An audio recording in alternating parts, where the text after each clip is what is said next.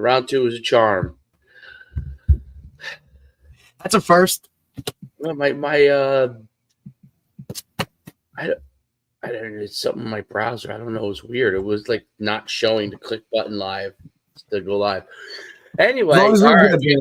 A great show today. We got Coach Ian Pace on today from Colgate. He's been at Mississippi State. He's been at Center College. He's been at St. John Fisher. He's been at Somerville High School. He's been at Colgate, obviously, for the last year and a half, I think, around. Where he's a wide receiver coach, a recruiting coordinator, and they've really improved since he's gotten there a ton, having a winning record. So without further ado, let's bring on Coach Pace. What's going on, Coach? Not much. Appreciate you guys letting me come on and talk. It's always a great opportunity to get out there. And if nothing else, you get to spread knowledge about the program you're currently with and just all the good stuff that's happening. So I really greatly appreciate you two for letting me be on this morning. So thank you. Appreciate you, Coach. We know you're kind of in the thick of it too. So, we've got to get it done. But, like I said, thank you for coming on. Appreciate it. And we're looking to have some good conversation about some ball. Yeah, absolutely. Coach, I'm sure you're sleep deprived too. Yeah. If you're not at this point, you're not doing something right? No matter what your success or failures on the year, if you're not, a little gassed, I think at this point in the juncture, I don't know. No doubt. Coach, talk about your background, how you got into coaching and kind of your rise through the coaching ranks and your journey. I first started coaching. I was graduating from Fordham University, which is my alma mater, back in the spring of 2009. And I didn't really know at that moment or juncture what I wanted to do. I went to Fordham hoping to become a lawyer, make a lot of money. But as I went through my academic undergrad career, I just was like not having the fulfillment or joy that I was looking for through my process of attaining my undergrad degree. And so my college coach at the time was like, you may want to look into it because you're pretty passionate about the game. You seem to have a good knowledge base and foundation for it. So I took up his advice. I ended up being very, very fortunate to garner a GA position at Bowling Green State University out in Ohio at the age of 23. And I didn't really, at the moment, realize how fortunate I was. I thought I knew a lot when in reality I knew very little. Went out to Bowling Green, learned from one of the best program builders I think I've ever been around, Dave Clausen. His leadership style, his manners, like his ability to empower the people that were a part of his program was remarkable and special. And he's done it absolutely everywhere he's been. I think he rebuilt Fordham from 0-11 to a national power, and then went to Bowling Green, Richmond, and now he's at Wake Forest. So it was great to watch his leadership style and just take as many notes as I could from him. From there, I was very, very fortunate that Coach Clausen connected me with Coach Moorhead, and I got to go back to my alma mater at Fordham and work as an assistant for a very long time. Those years were really, really fun. We took a program that was 0-11 there as well and got it all the way up to as high as I believe it was number 5 in the country. Mm-hmm. It was my first ever assistant job. Really, really enjoyed it. Got to coach a lot of really great people and players. From there, my next opportunity, I went to Mississippi State. I followed Coach down there, completely stepped out of a comfort zone geographically and everything I knew. And I wanted to do it. I thought it'd be a great opportunity. It's SEC. You see it on CBS Sports every Saturday. That just means more. So I guess I was a fan, and I was chasing that ultimate awesome opportunity. It was a really, really great thing. The whole experience itself was awesome. Even the ending. Unfortunately, Coach got let go. So when you're part of his staff, you get let go. So yeah, kind of bounced around a little bit. I ended up in Danville, Kentucky, in Center College, which is an absolutely fantastic place. If you don't know much about it, please go give it a peek. They're indoor. They have more facilities than most FCS schools on the East Coast. Like Coach Fry has done an amazing job building his own mini little Kentucky right there in the heart of Kentucky. From Kentucky, I went up with my wife. We went to St. John Fisher University. Got to be an offensive coordinator there for 2 years. It was awesome. It was great because anything you ever wanted to do, everything you ever thought would look cool, let's give it a whirl. And the good part is Empire 8, right? Yeah. And the stage isn't enormous. I wish I had known that the national championship was going to come out of the Empire 8 a year and a half after I was there. Yeah. Did a great job. But it was so much fun. The kids were awesome. You had to be really creative and succinct in your teaching because you didn't really have a lot of meeting time with them. So that was a lot of fun. From there, I had moved my wife and I around 4 years straight, I believe, from Kentucky to Mississippi to New York. And she's a New Jersey native, and the opportunity to get back to New Jersey, even at a high school level, was something was presented to me, and I went and did it. It was awesome. The kids were amazing. I wouldn't take back ever going and coaching at the high school ranks. I completely underestimated, and I don't mean this in a bad way, the parents. Is very man. That's a lot, and especially at a place like that. It's just really tough. I think I was trying to do too much as far as I wanted to get everything set up and running overnight, and I just ran myself into the ground. And I'm so happy to see where they're going now. I think they'll. Oh yeah, they're about to win another one, buddy. Yeah, hopefully they can finish it off because the kids are. I think they were sophomores or freshmen this year and a half I was with them, and it was just great to see what they're doing, and hopefully they'll finish it off with a lot of success. So, and then from Somerville, real fortunate. Coach DeCosti here at Colgate had an opening on his staff. I basically text, email, DM'd, I guess any sort of communication you can to get in front of everyone. Interviewed, thought I did a nice job, and coach offered me the position. I started last spring as the tight ends coach, and about a week before our first game against Syracuse, our receivers coach got a great opportunity to go be an analyst for the San Francisco 49ers. He accepted that opportunity, and I transitioned over just because I think year 15, I'm one of the older guys on the staff, and so knowledge base along with relationship with our OC just seemed to pair up really well, and the kids are really, really talented in the room, so really lucky and fortunate to be with them on a daily basis.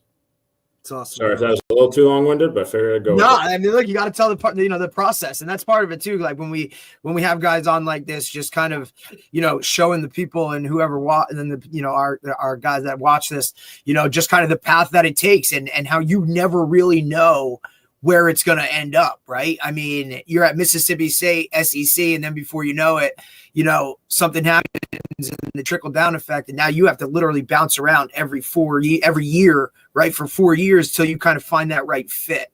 And I think that's part of the whole process, right? And that's kind of what coaches. I don't think parents, people really see what college coaches do, or the fact that that process that it takes to kind of get where you're at right now. Yeah, no, I think. The first thing is, if you better have the right partner if you want to be in college athletics or any sort of, even if you're going to be a coach of football, regardless of level, Pop Warner all the way up to college, you better have an understanding, appreciative partner that's okay with being independent, that's okay with having to do a lot that often you don't really appreciate, So moving her around was probably one of the hardest things I had to do because it was like we'd settle down, get a little bit of a roots and a base, and then it was like, okay, ready to go. And, so just have that understanding. And then, Coach Clausen always taught me, he's like, whatever job you have, you be where your feet are and you do your absolute very best at that role. Like you may not like it or appreciate it in that moment, but that opportunity, the first role I ever had for him, I was an academics GA. So I walked around and I class checked every day. When I first started it, the professors, I'd open the door to get in their classroom, like, who the hell are you? And get out of my room. But by the end of it, they would leave the door cracked and I would walk in and they'd just say, you're all good, coach. So, you dominate your role, whatever it may be. It may be drawing scout cards all day. That's all you ever do. But you better draw the best scout cards possible so that you show the pride, the attention to detail, everything you want to do. So you get the opportunity to move on. And there's way more, I've discovered there's way more lows than there are high moments in coaching. The high moments are absolutely awesome, though. When you get them, that's what keeps you coming back. It's almost like a round of golf. You may not hit a ball for, 8 holes. That's perfect. But that 9th hole, you take it from the tee and you're 300 out and you're like, let's go. So, but those highs are what keep you flowing. The lows, you learn to love them and appreciate them and press forward through them.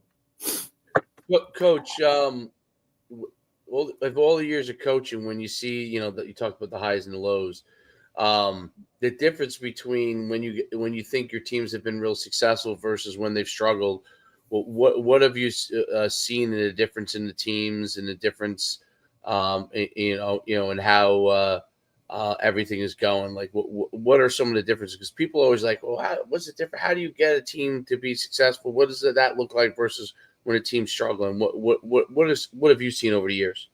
The teams that have won the championships have been around. First, they were player-led. That culture of the seniors and juniors taking over and making sure there are no issues. And if there are issues, they never reach the coaching staff.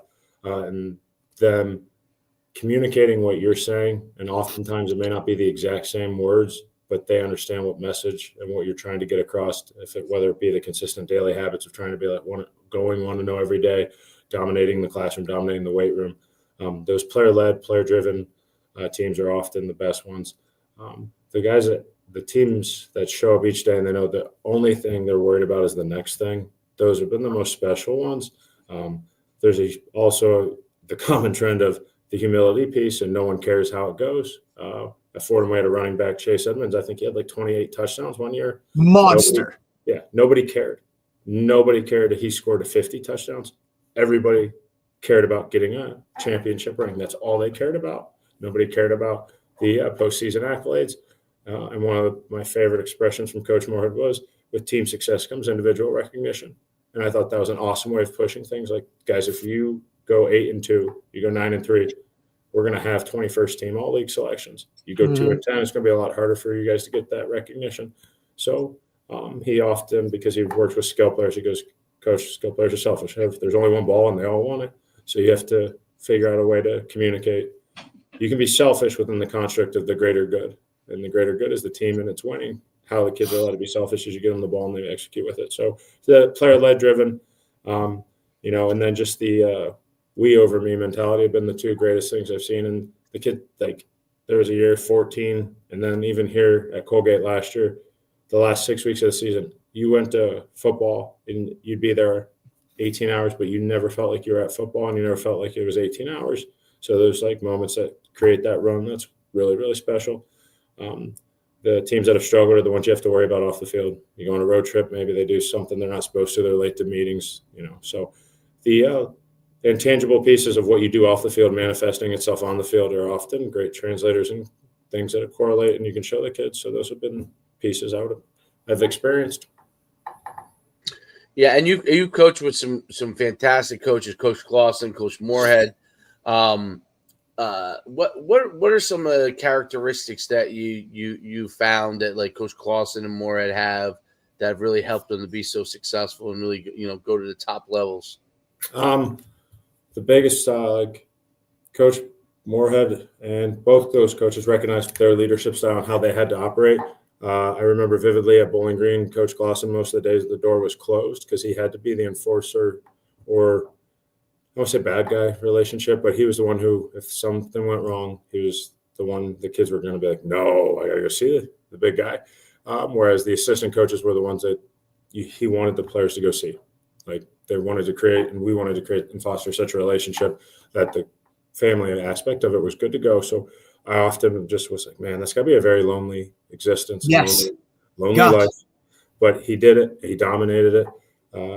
I don't know, as it got to like year 3 or 4, we practiced in the morning out there. So I thought maybe possibly on the back end, once he started to get everything under control as far as off the field and our record kept getting better and better, I thought maybe he was closing the door to take a nap because we were on the field at like 5:50 in the morning once everything was under control. But so that his leadership style in that sense was, I just was admired it because that has to be so difficult. And then Coach Moore was a player's coach. I'll be honest with you, the kids gravitated towards him. He was very easygoing. But the two things that they both had in common, regardless of how their leadership style was, is they were the same person every day. We could be 0-10. Consistency. We could be 10-0. They showed up every day. You knew exactly what you were going to get. The roller coaster, the up and down, the move, like that is really, really difficult for everybody in an organization or a program to know how to handle, how to navigate. And then they kept and treated everyone fair. It wasn't always the same, but everyone got treated fairly. And the cool part, both those, you could be the scout team player. You were treated, you were loved, you got the same stuff as the first team All-American. And those two aspects I always thought were great. Both were meticulous in their detail, which I thought, I don't know when they slept. I had no idea when they slept because, like, if you're going to hold people to a certain standard and it's an exhausting lifestyle, but they were always on point. And I was like, gosh, I one day aspire to be able to do that because everybody has that day where they don't feel it. And those two, I didn't know when it was. So those would be features or attributes that I've observed and really thought were awesome. You've been to so many different levels, which is really, really unique about you. I mean, from high school all the way up to the highest level. SEC, yeah. I mean, yeah, damn. exactly. What are some of the kind of common themes, I guess, all the way across, and then what are some of the like big differences that you've seen from each level? There's like one of the things I think to first point, I as I was did the coordinator thing at the Division III level and the lower levels, I think there's a misconception about the level of coach. There's some awesome, amazing coaches, and it's awesome to see now like the coaches rising up through the ranks. Like we played Cornell earlier this year. I believe their coach at one point was a Division III head coach. Really smart, brilliant offensive mind who goes fast as could be. So I get real excited to see those type of offenses. But like just some of the people at those levels, like a head coach at the Maryville down in Tennessee, he's one of the smartest men in all of like college football, but he chooses to be where he's at and fits his life and his lifestyle. So that misconception, I was like, I'm glad I got to experience it and make sure I could tell people if anybody asked or cared about my opinion, like that's not true. The obvious differences are the bells, the whistles, the personnel, the amount of people. The kids here once asked me what it was like to work in the SEC, and I was like, oh, it was fun. And they're like, what was the coolest thing? And I was like, we went to Arkansas for a game. We flew there, got on a bus, went to the game, played the game. On the flight back, there was the iPad with the game already on there. I was able to grade the game on my laptop, get to my apartment back in Starkville, and I was all done by 4 o'clock. Those things don't obviously happen as you get to the lower levels. Just the amount of people. So you always are trying to do the best you can with what you have from a number of people, budget, all that stuff. So the carryover concepts are just, there's always great kids, whether it be at the high school level, Division III, whatever it may be. Great kids you get to work with, and they got to love football. And it seems most of the places I've been have been real fortunate. Like the center experience was during the middle of COVID. The school was okay. We did COVID daily testing, and we did like a fall ball. We did like 30 practices. And for everybody, it was a great opportunity because that was just such a downtrodden time. We got to go out and do football. And it was so much fun because you got to experiment, do whatever you wanted because there was no, I don't say pressure, but there was no immediacy of a win or a loss coming. Right. It was like having extra spring ball to get to experience, offensive stuff. And our defense was trying some stuff. And it was good because it was competitive, but it was never like, I hate the word pressure. You don't feel pressure, it's just you have the timeline where you don't have enough time to practice too many new things in a season structure. So, but yeah, I would just say all the bells and the whistles, and what you're asked to do at each place. Like Starkville, I broke down games. I worked in the tight ends, and I did studies. Like it was great. I got to watch football all day, every day. That's what I did. Like that because there had so many people, and that was the role I needed to fulfill. At center, I was doing the laundry. I was the offensive court. You do everything. So it's just like that would be the biggest difference. So, but you're always again trying to do the best you can by your kids and the people you get to work with. As recruiting coordinator, it's a totally new environment, obviously, in the last couple of years with respect to recruiting and how it works and, transfers, there's high school kids, kind of what's your guys' overall philosophy, and what are some of the challenges that you're seeing in recruiting? We're fortunate in the Patriot League. There's still some, I don't want to say purity, but due to the academic standards for most of the institutions in the league, a lot of the things that most programs are facing nowadays, we are still very fortunate to go with the more traditional standard style of recruiting because you have to have a certain grade, certain GPA, certain test score to get admitted. Hell yeah. So it is great. It is uphill at times because you are going to recruit against and play against some people, especially different, that they're able to touch and get some guys that you're not able to. The biggest thing is just the timeline of everything. It's so sped up, and I think that was one of the getting to be at a couple different places. I think was huge for me to help be able to bring that to here. A lot of the staff has been very experienced. A lot of their experience is here, and when you're around one thing, you continue to do that thing. So I think it was awesome to have the opportunity to bring a little bit of a different perspective. Not to rush our recruiting process, but you have to catch up. This was like the first time I think we did summer official visits, so that whole process has looked different for everybody. It was funny because you would be a lot in the spring. It was like, what is everyone doing in the summer? And no one really knew what to say to each other because it was kind of like I think nobody really knew it at the FCS level. So it was like, we have to work these camps. You have to go to this camp. Plus, you want to do these summer officials. Plus, this is your one time every year as a coach to give yourself the opportunity to recharge the battery. But the biggest differences of it, I would say, is the speed, how you're reaching the kids. Like at one point, graphics were big. I don't know if that's still a big thing. We do them just because you got to do it because others do it. The speed at which it operates, and at our level, and especially in our league, you can't afford to have a recruit come in and not fulfill what you're hoping for. At the minimum, they absolutely, because our just roster limitations, sizes, numbers.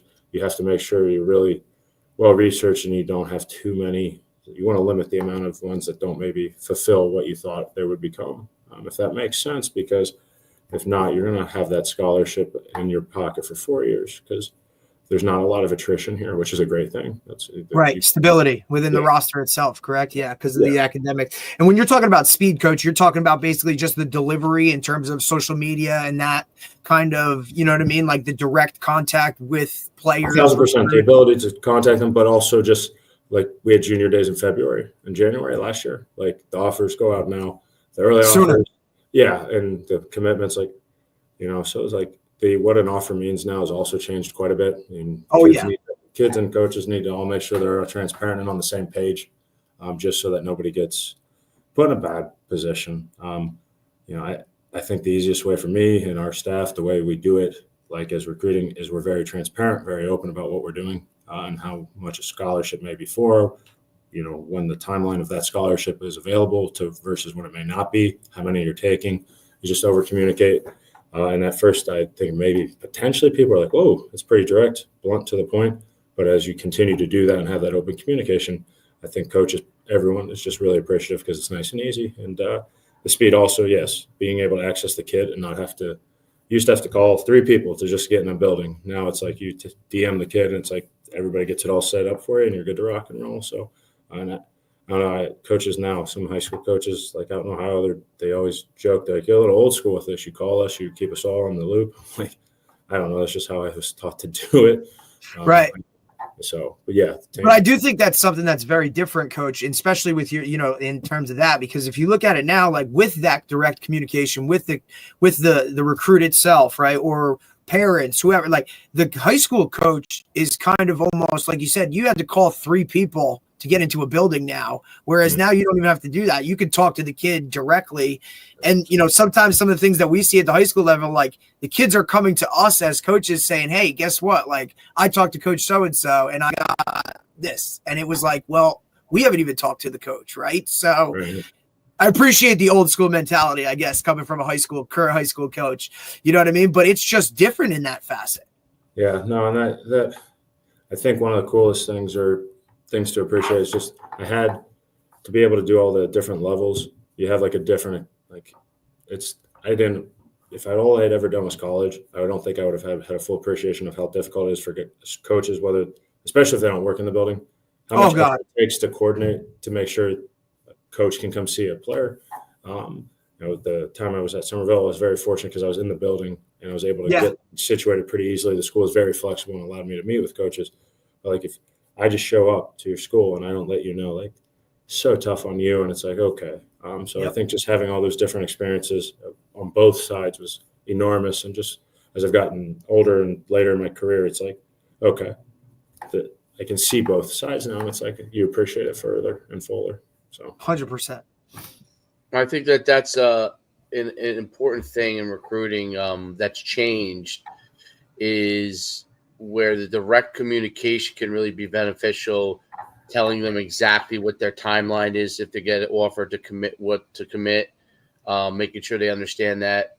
It was, when I was an agent in the NFL, that was the thing I loved about being working with the NFL teams versus as a high school coach dealing with coaches in college, was that they would tell me yes, no, maybe, and you would get direct communication on your guys. I'm talking about guys that are borderline draft guys and stuff.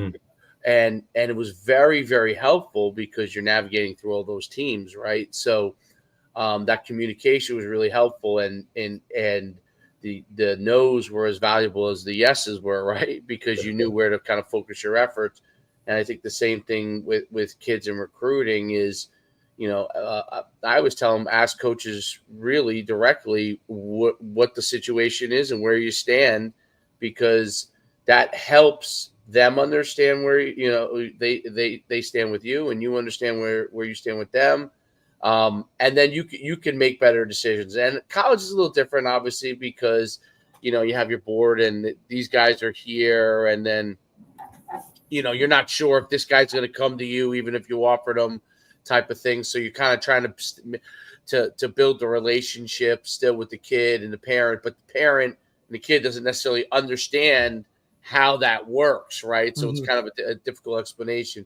But I do think that the more the open communication is, it's much more likely that a kid ends up going to you if you do offer them, and better opportunity for that kid to have success. Because that's the biggest thing that I've seen with recruits is that I always say it's not the kids that are obviously the kids that are just slam dunks. That's for those kids, it's really that's not any part of an issue.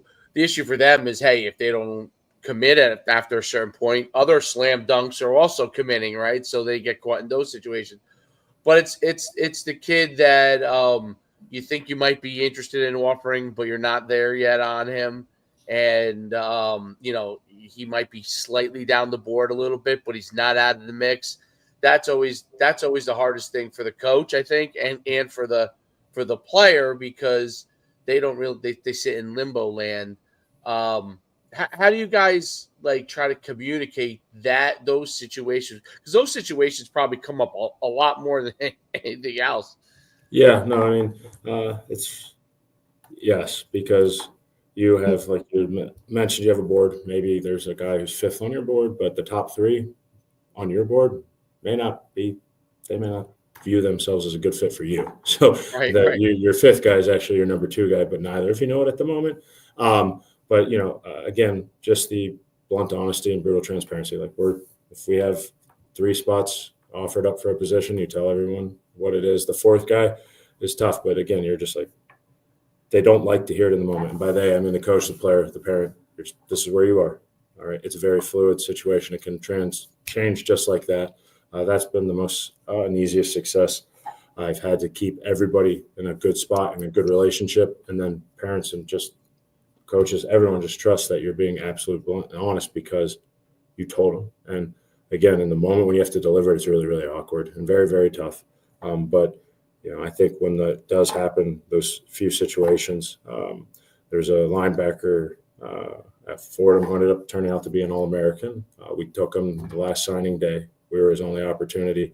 Told him where he was the entire time. Every time I had to be like, we've offered another one. You're the next up. And he got so tired of hearing it. I got so tired of delivering it to him. Right. And finally, I don't want to say it was like, now it's your turn, but it was like, okay, you're up. And I'm so glad and fortunate because there's no science to the recruiting. And sometimes you get really dumb lucky and you get some really good ones. You can always follow the measurables, but the intangible piece of your institution where you're at, Colgate's really isolated. It's in a real small part of central New York. If guys want big time city life or certain aspects like that, they're not going to have success here regardless if they're good or not. But just over communicating where somebody is. And yes, those situations get difficult, but I've just always found, and as a staff, we preach that we just over communicate. We tell them where they are, we let them know, this is why you're still not there yet. And again, it's awkward, but it's just transparency, and it goes a long way with everybody. It seems to help us and help them throughout the career I've had. It's definitely not the norm, right? And that's definitely not the trend as to how most staffs, I believe, operate. But for you, I mean, look, I know in the moment, mom, dad, kid, you may not want to hear this, but it's ultimately going to help you in the future because you're not going to be sitting here waiting for something, or you think it's one thing and it's not. We're just going to tell you how it is, exactly where you are, and allow you to kind of, then make your decision based off there. And I think also, like, you know, the academic standards put you guys in a different realm as it is, right? So it's like already your board is very different than most others. And like you said, isolated piece in New York, right? All of those things like factor into whether or not that's the right fit for the player. Mm-hmm. Yeah. And, you know, it's just, our pool is small. It kind of gets diluted for you, which is nice. But you know, the negatives are you're recruiting against the same people all the time. All the time. All the time. So it's like, who are you talking to? And it's like, let me list them off for you. Yep. But the only time, like, you know, the transparency is great because it's just, again, if a kid or a family have an opportunity to another institution and you're not there yet at our institution, we're not ready to give them an offer. It's just, if you're transparent with them and you're like, hey, if they start to give you a deadline or they're, you know, kind of squeezing you, like you do what you have to do and what's best for you. Because at the end of the day, it's all about getting as many kids to division free as possible. Like whether it be D1, right. D2, D3, if it's division free, it's for me. Like, so whatever you can do to help kids get that attained, you know, and it's not altruistic. It's just what I was taught by Coach Moore. It's like, you go wherever it's free. So you help kids get that done. And I think when you do that and you do it the right way, good things happen for you, your program, and everyone, because everyone wins. Right. No doubt about it. Are things like NAL an issue or a factor at all at the Patriot League? Is that even? There are some things in that, and we have a good system here. One of the kids I coach has a pretty good setup, which is awesome. You know, and is it like what it is at the other places? No. But we do have it. We're fortunate, you know, a lot of people that come to Hamilton, New York and get a great degree and move on, they often they have a good after college experience as far as being able to help us and make sure that things like of that nature are there and available. Like I played in the Patriot League. I coached like the first time before the scholarships, and then when I came back to it after the scholarships. Yeah, you've seen both sides of the. They get it good. I love it. Yeah, compared to what we did. Yeah, I got here, we went to bowling, we were doing laser tag, we we're getting Chick-fil-A right now. I'm like, what is this? And Coach gets the new Patriot League. I'm like, okay, I'm in. So, but it is there. It's not the same dollar figures or amounts, but there's stuff there. So, and I think that's one of the beauties of this, the Patriot, the Ivy, you know, is hopefully that stays. There's some, you know, purity to it, and you're not having to worry as much. And I shouldn't say worry, but it doesn't become that much of a factor, and it's not as a transactional business. It's still more of a personal-based business. Right. The biggest thing you probably have to worry about is when you have a player that's great, someone else trying to get him. Grab him. Yeah. That's probably the bigger issue, which is I'm sure is difficult because they're probably not sure either when someone tries to reach out to them. But it's that whole part of college football is complete craziness. What is so for Colgate, like going forward, how do you guys, you know, like from a recruiting standpoint, what's kind of your map look like as far as recruiting? And you know, what are the kind of guys that you guys are looking for? You know, we have to go national, honestly, just because the admission standards. I think the average test score is 33 to get in here. So you got to go cast a wide net. We do go national, you know, and so we divide this country up by staff member. We have like a primary, a secondary, and tertiary recruiting area. You know, the primary. Most programs want to do that 4 to 6 hour window right outside of their campus.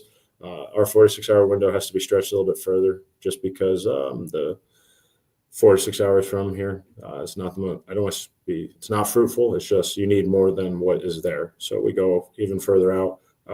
Like you look at your staff, where they come from, what successes they've had. Our special teams coordinator and linebackers coach has done a great job. He was in Ohio for a long time. You know, I recruited Ohio for a long time at Fordham, so we split that state in half so that we could both be more focused.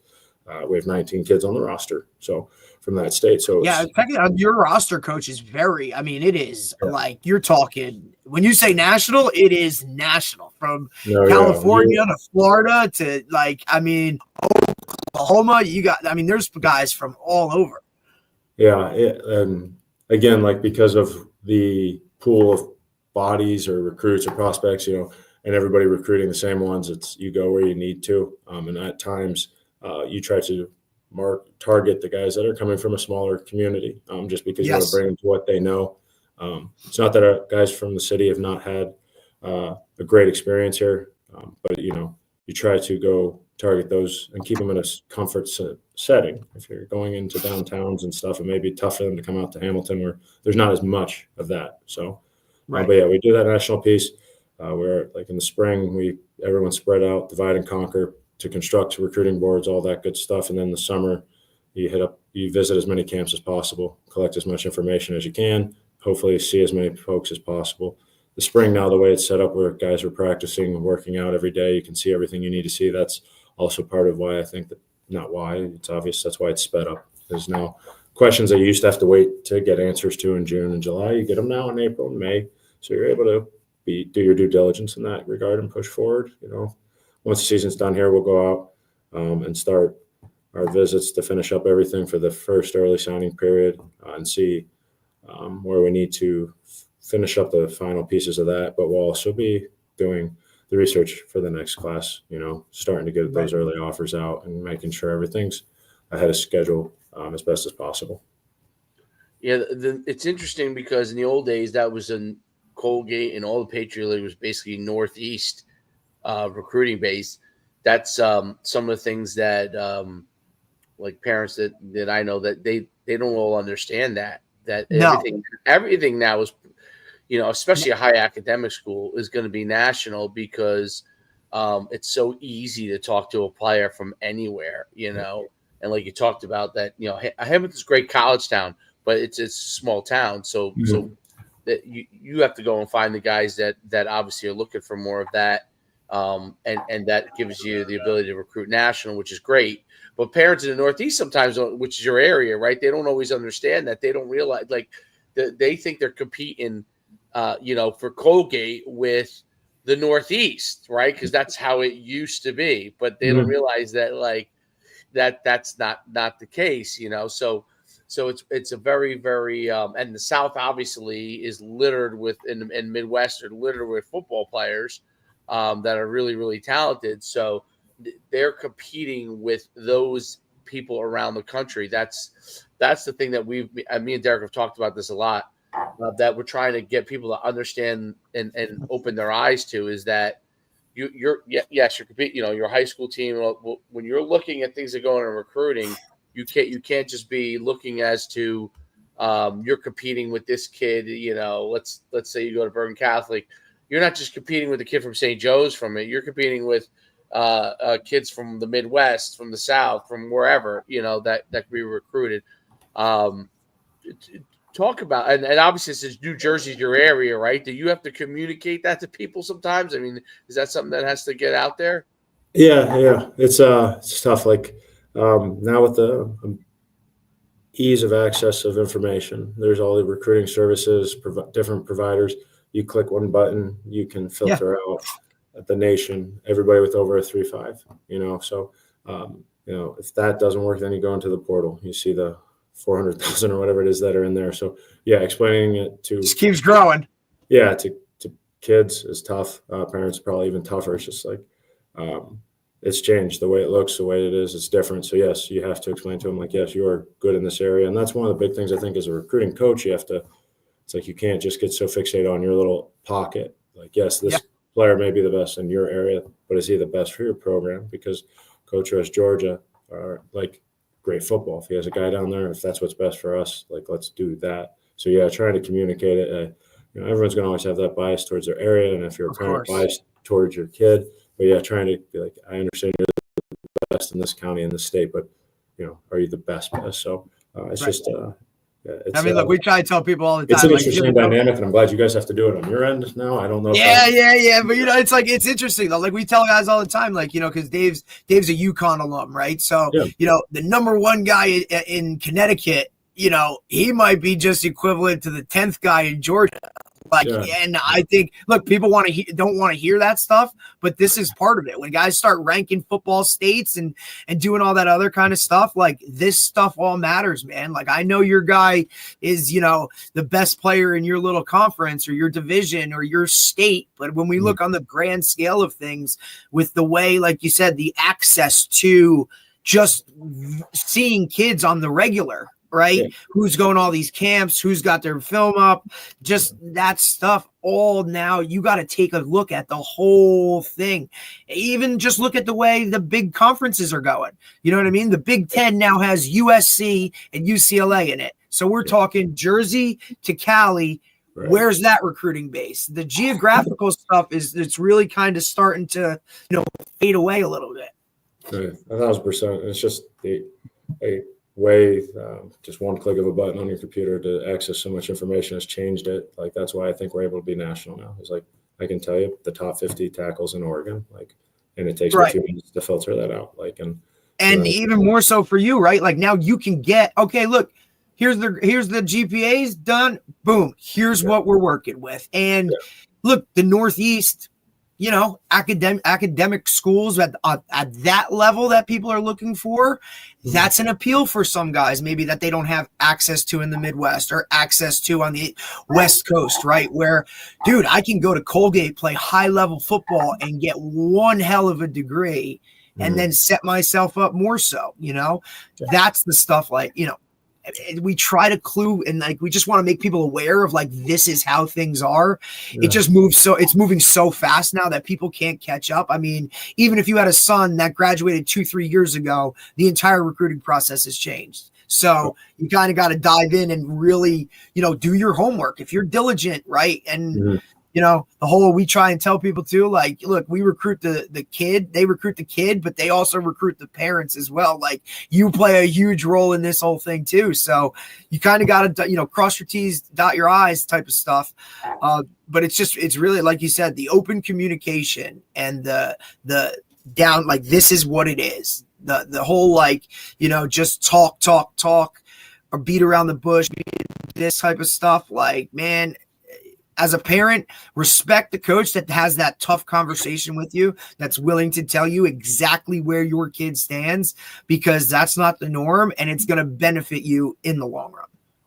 And again, it's especially with how it is, and there's fewer opportunities. You don't want to, you just get directly to it, let everyone know what's up.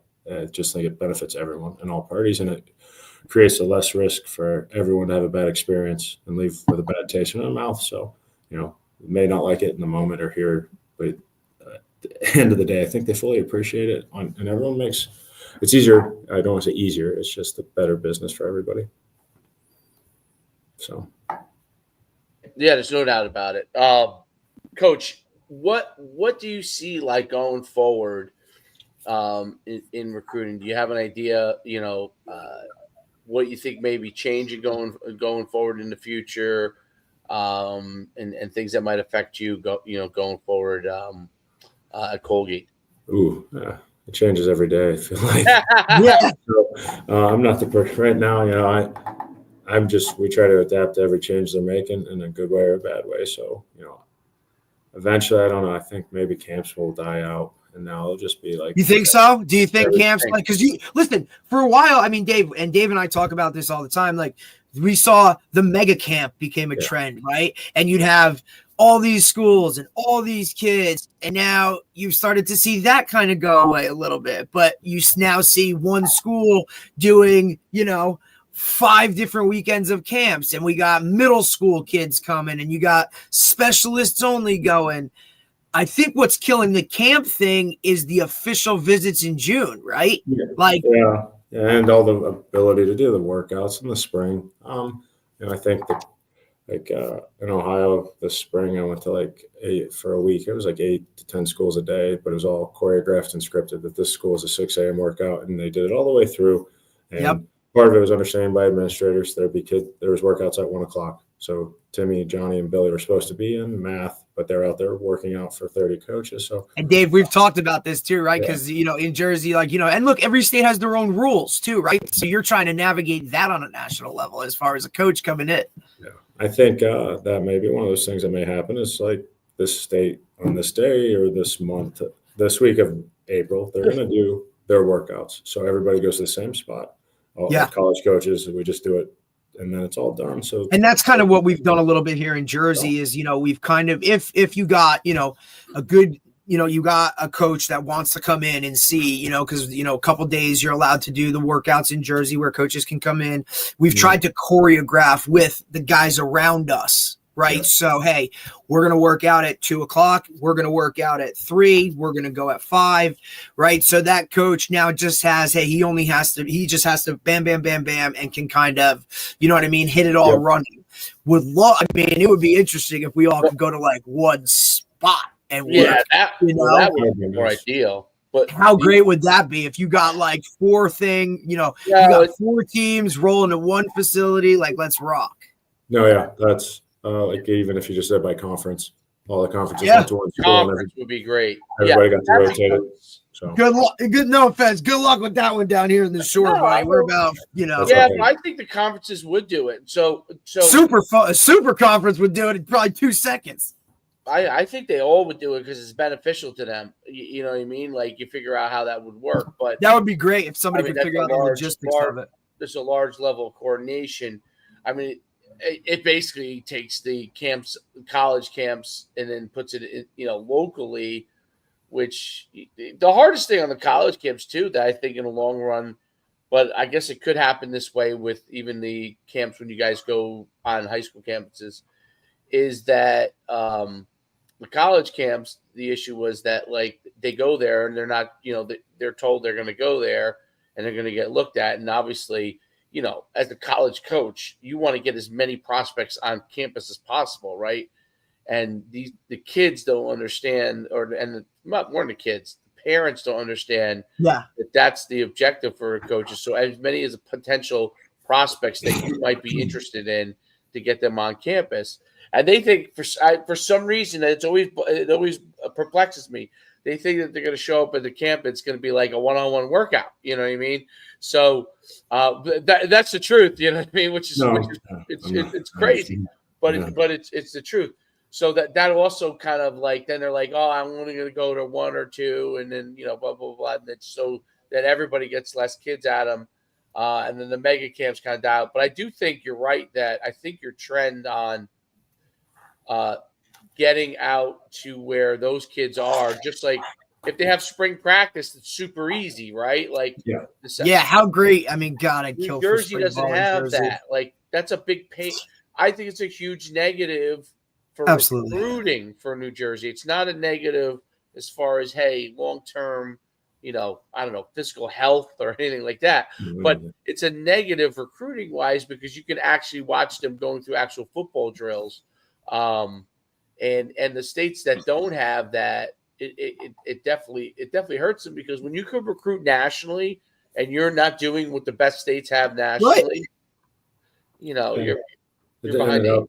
You're not giving your kids the opportunity to put themselves in the best position to get recruited because just based off of logistics, they're already behind the 8 ball because they can't have spring practice, which means now they can't get out there. And which is why you see guys in these states kind of go off and do their own thing. And they're taking those extra risks of going to showcases, combines, or they're trying to play in something or do this 7-on-7 stuff, right? Like if we would all just come together and really look at it like we all say we're in it for the kids and just do it for the kids, and that would be on the table.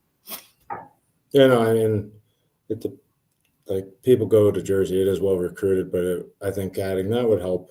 Obviously, the next element and the next piece, and maybe the guys that the superstar, the 5-star, everybody knows about. That's easy. Everyone knows about that. It's a guy who's maybe going to be a fringe FCS player who high school coaches watch the maturation, the development from sophomore year to junior year, and maybe not. He doesn't have a lot of film, and taking a word or trusting somebody you really know well.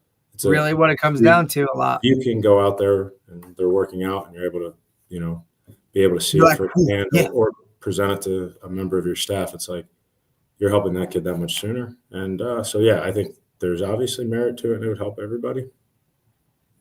So hopefully, and I think your perspective, because you were at that high school, right? So you saw how to navigate that. And look, where you were, coach, like that's one of the, you know what I mean? Like that's a place that does it right and is very accommodating and cares about that stuff. Yep. We're not talking about, the 200 other that literally have no concept of any of those types of things. Right. Yeah, no, it's having visited several different high schools and you just see what the setups of each. Like you walk into It's state of the art, everything. And look, and then you do Ohio too, right? So you've seen Ohio, and that's a totally different beast as well, you know? Yeah, you walk into $1 million field house and they're recruiting pamphlets all of color and it's bound. You're like, okay, they get it. And then the other one is still a handwritten piece of paper. You're like, okay, but you go, you make it work and you just try to, so. But yeah, definitely different levels and how they handle it.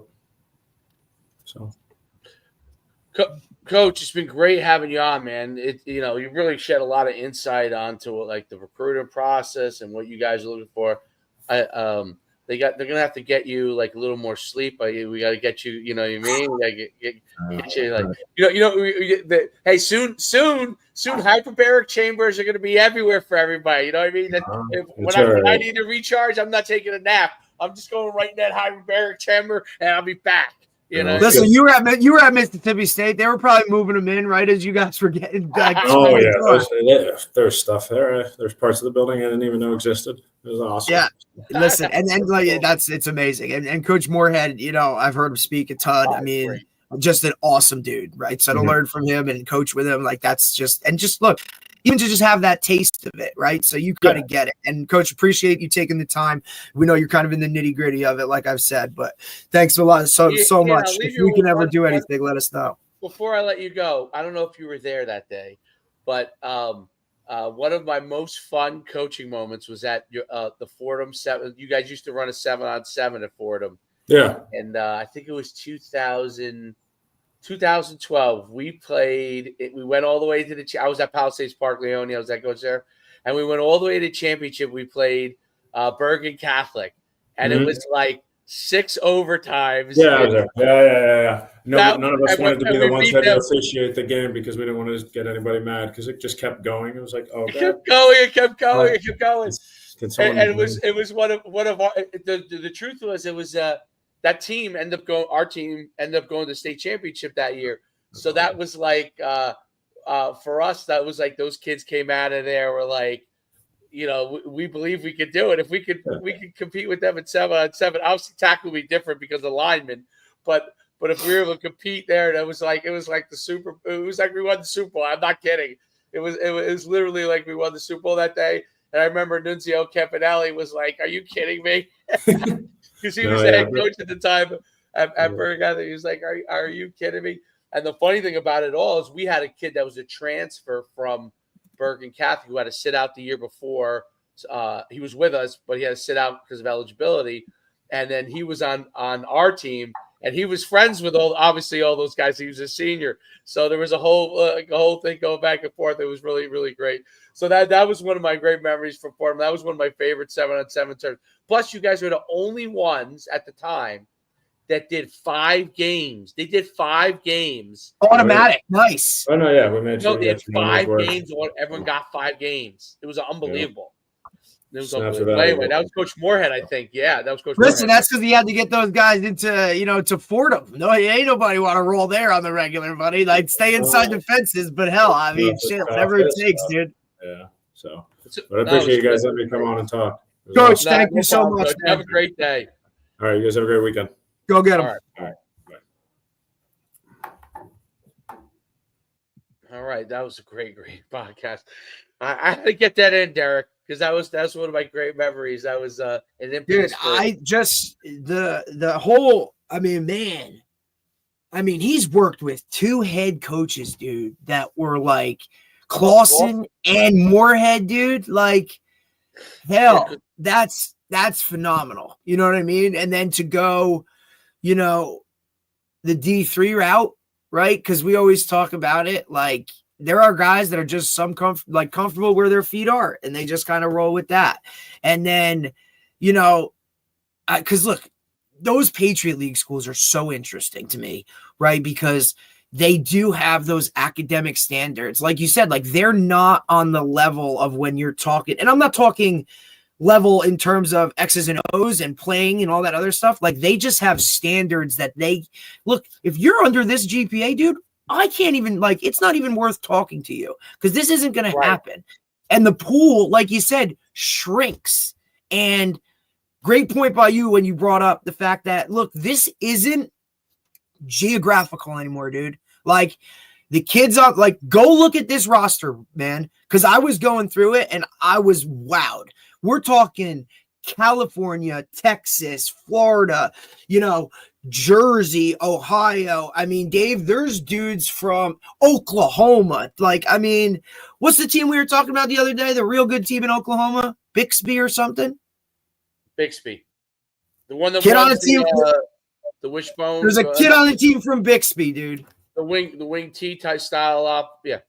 There's a kid on that. There's a kid on Colgate from Bixby. There's a kid on really? Colgate from Bowles, Florida. There's a kid on Colgate from Manasquan, New Jersey. I mean, dude, yeah. Dave, there's a kid on there from St. John Bosco in California. Like, that to me is, I mean, damn, right? And I mean, you look at the coaching staff and how they have it, on their website. And look, I always feel like when I check out a team or a school and you look at their website and it's a certain way, like, you can kind of tell that they know what's going on. I mean, they have every position coach and every place that he recruits in terms of states. Look, North Jersey, South Jersey, like these guys do this. And like these guys handle a lot. So sleep deprived or not, I can tell my man's working, like he is working. And again, parents, if you're listening or watching, like it's got to be the right fit. I know everybody's just like, oh, scholarship. There are a lot of scholarship guys that can play at Colgate, but my man, you can't live at Colgate and you won't survive in that setting. Like, not going to happen. So you better kind of do your homework and not just, you know what I mean? Because he talked about it. We got a board with 1 through 5, but 1 through 3 are never going to come or not going to work here. So 4 is really the one and all that kind of stuff, man. Like, you got to just know, do your homework, go to these places, see what they're like, and then go from there. But I thought he was pretty good, man. I like him a lot. It was excellent. And he recruits South Jersey, so he's in it. You know what I mean? And dude, like, he coached at Somerville, bro. Like, come on, dude. Like, they're undefeated. As active and as big as our stuff is on YouTube, the live on X. Dude, the live on X kills it, dude. Dave, because it pops up on the top of everybody's. So everybody that follows and you see sports, Dave Schuman, any of that stuff, it all pops up right on top when you log into it. Like, it literally comes up immediately where you can just click it, go right into it, and fly. And that's right. Like, I don't know. I don't know. It comes up on mine. Like, I don't know if you like. It comes up on mine. Right. Like, if you put, I don't know if you put access to whatever for like at Coach Schuman or at Coach D NUC Sports, like that would all pop up the live as it is, and then whoever wants to click it and go. And then the recasts kill it too, dude. Well, the recasts in YouTube kill it. Plus, you listen. It's like it's guest oriented too. People see like, hey, I got a guy from Colgate coming on here. Oh, I could let's go talk about it. You know what I mean? Like that matters too. But like, I just think it's detraction, dude. Wait. So you're saying if we can get Joe Rogan, we might have 1 million views, probably. Yeah. I don't know. Joe Rogan, you think he's willing to do it? Just tell him you're a Trumper. Yeah. I don't know if he'd be willing to do it. I think he just does. Or do we have to go there? Like, can I go there and hang out in his hyperbaric chamber and then I'll go there, dude? Are you kidding me? Like, I'll tell him put me through one of his workouts. You could kill me. I don't care. Let's do it. Oh my goodness. Well, that was another great podcast. We're back next week. Tony Holler are back on Monday, man. We got to get him before he starts. He just met with his indoor people, so we got to get him on Monday. Okay, cool, perfect. All right, we'll get Tony. He's fired up, Coach. He's fired up to get back on and talk. Feed the cats, man. Hey, listen, I apply to feed the cat stuff as much as I can. So our entire program is going to be based around that, man. And our track coach does it winter and spring, and all for it. Yeah, the feed the cats. Yeah, I'm curious to see how, because I'm applying it right now, even with my son, and I'm curious to see when he runs track, the results of it, because it's interesting. Now we're doing mostly on grass. We do it mostly on grass. That's okay. He's gonna be mostly on grass. But yeah, right. But I actually have him work out, do the sprints with track spikes on. And you got him. Nice. Yeah. I have, because he runs in the spring. Sure. So now you think he's going to be a sprinter? Yeah, he's a sprinter. He's long, bro. You better teach him hurdles. Yeah. Come on, Dad's got that hurdle thing. He got to follow in those footsteps, buddy. Yeah, I mean, he won't do that for another couple of years. But the I see his hips. I'll tell you what's so interesting, and I always kind of used it a version. Like I was probably more like I probably did more work than according to his plan than necessary. Oh, of course. But I think that's just the way we always were, where you got to work harder. You got to do that. You know what I mean? Like, we're not programmed to do the things that he does. Yeah. We're not programmed to do that, dude. That's not how we were. It was more is better and fight through it to get better and all that stuff. Like, we're just not programmed like that. But I'm noticing that, like, just doing these things, I only do it probably twice a week, maybe. And honestly, it might take 20 minutes, maybe. If it takes 20 minutes, I would. It probably takes about 20 minutes after you warm up a little bit. But it takes about 20 minutes, dude.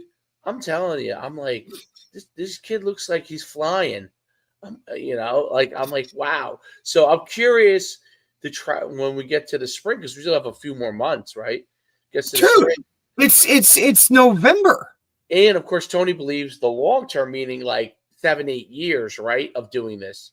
So you're only going to see so many results in the short term, but in the long, and I think that's it's really, really interesting stuff. So it's such a different, and it goes very much against what most people believe or what most of their philosophies.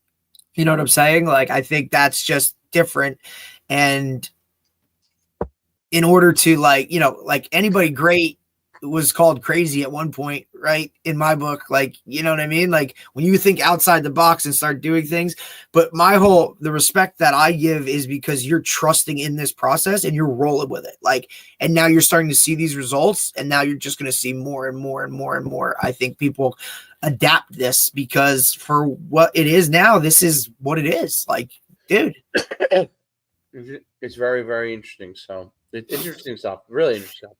All right. And if Troy at this young age, if this is the way he knows to train from now until, like, you know what I mean? Like, this is all he's going to know this part of it. And like, hey, I go all out, and then you know what I mean? Like, that's going to be his whole mentality. Whereas for us, it's like, dude, you got to run 20 gassers, like, 16 110s for time, dude. Like, get it done. Like, hell no. Right.